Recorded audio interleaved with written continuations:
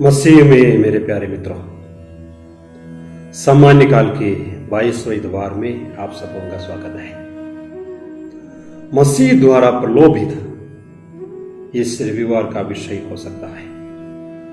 आज का पहला पाठ में नबी यिर्मयाह प्रभु के बारे में और प्रभु के लिए बोलने की उनके आंतरिक आह्वान के बारे में हमें बता रहे हैं।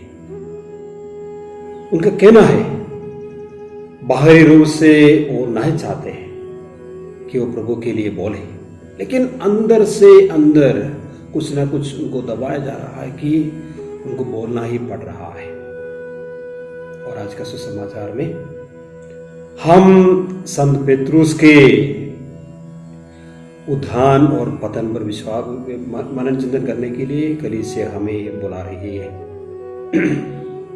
संत मत्ती के सुसमाचार की इसी अध्याय के शुरुआत में, जैसा कि हमने पिछले हफ्ता में पिछले इतवार को मनन चिंतन किया है, प्रभु पेत्रुस का बहुत बड़ा तारीफ किया और स्वर्ग राज्य की पूरा कुंजियां उनको देने की वायदा भी किया।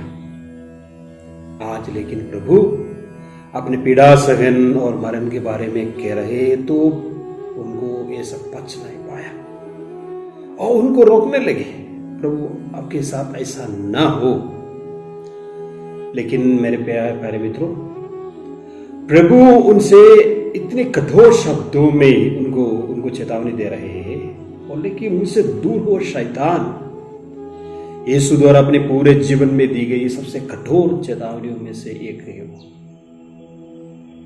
मेरे प्यारे मित्रों, हम भी अपने दैनिक जीवन में ऐसे बहुत से लोगों से मिलते हैं जो अब हम सोचेंगे कि वो हमारे साथ है, लेकिन वो साथ नहीं है। जो हमारे साथ तब तक है जब तक हम सब अच्छे हैं, भले हैं। जब हम परेशानी में है तो वो नहीं चाहेंगे कि हमारे साथ रहे। और आजकल के दुनिया में कोई भी नया संस्था उनके उद्देश्य लक्ष्य को बताते हैं, या vision and mission of an institution. कोई भी संस्था अपने चुने हुए नए भर्ती सदस्यों के लिए इंडक्शन प्रोग्राम कराते हैं। क्यों? क्योंकि उनको उस संस्था के उद्देश्य और लक्ष्य के बारे में पता होना अनिवार्य है।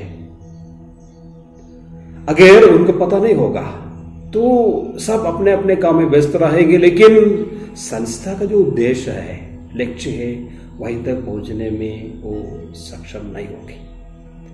ठीक इसी प्रकार इस मसीह अपने उद्देश्य और लक्ष्य को प्रेरितों के सामने रखा, लेकिन प्रेरित में से कोई भी, प्रेरितगण में से कोई भी वो उनको समझ नहीं पाया था। ये बात ऐसा है कि जैसा कि यिर्मयाह ने कहा, पेत्रुस एकदम कूद के कुछ ना कुछ जवाब तो देते रहे, बाकी सब चुप रहे। बाकी सब इसलिए चुप रहे, इसलिए नहीं चुप रहे कि उनको सब कुछ समझ में आ रहा था। वो सोचा था कि पेत्रुस तो ऐसा एक हॉट टेम्पर्ड मैन है, तो बोलते रहेंगे, जवाब में मिलते जाएगा। जो भी हो, आज पेत्रुस बलि का बकरा बन गया। उनसे प्रभु कह रहे कि हट जा शैतान। देखिए मेरे प्यारे मित्रों, यीशु की भर्ती में अधिकांश मछुआरे और कुछ नाकेदार और अन्य लोग थे। उन सभी को उनके अपने कार्यस्थलों से चुना गया था और उनको मनुष्यों के मछुआरे बनने के नया आदेश दिया गया था। वे यीशु की शक्ति, यीशु के प्रभाव, यीशु के चमत्कार, यीशु की लोकप्रियता और यहां तक कि यीशु के रूपांतरण से चकित और आकर्षित और उत्साहित थे। लेकिन जब प्रभु अपने पीड़ा सहन और मरण के बारे में बताने लगे, वो कभी सोच भी नहीं सकता था। वे यीशु के साथ खुशियों में बने रहने के लिए तैयार थे। वे यीशु के साथ इकट्ठे हुए भीड़ में वो बहुत खुश थे और यीशु ने किए हुए सभी चमत्कारों से वो बहुत आकर्षित थे और वो उनको बहुत मजा आ रहा था प्रभु के साथ ऐसे घूमने के लिए। लेकिन प्रभु इन सब के लिए नहीं, प्रभु अपना जीवन दूसरों के लिए, हम सबके लिए बलि के रूप में देने के लिए आया था, ताकि दुनिया का उद्धार हो। ये लोग समझ नहीं पाया था। प्रभु अपने पीड़ा, सहन और मरण के बारे में जब भविष्यवाणी की, ये लोग समझ नहीं पाया।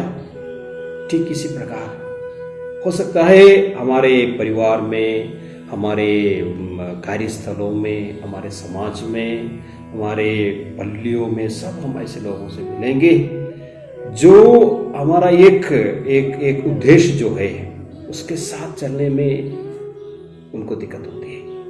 उनको समय पर पहचानना और उनको समय पर ठोकना और रोकना हमारा काम है। जैसा कि प्रभु ईसा ने कहा पेतरुस से, हट जा शैतान।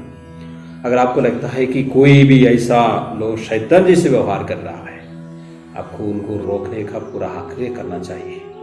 देखिए, जो प्रभु अपने मिशन में बहुत स्पष्ट है। उन्होंने कहा है, जो कोई मेरा अनुसरण करना चाहेंगे वो अपना क्रूस उठाकर मेरे पीछे हो जाए।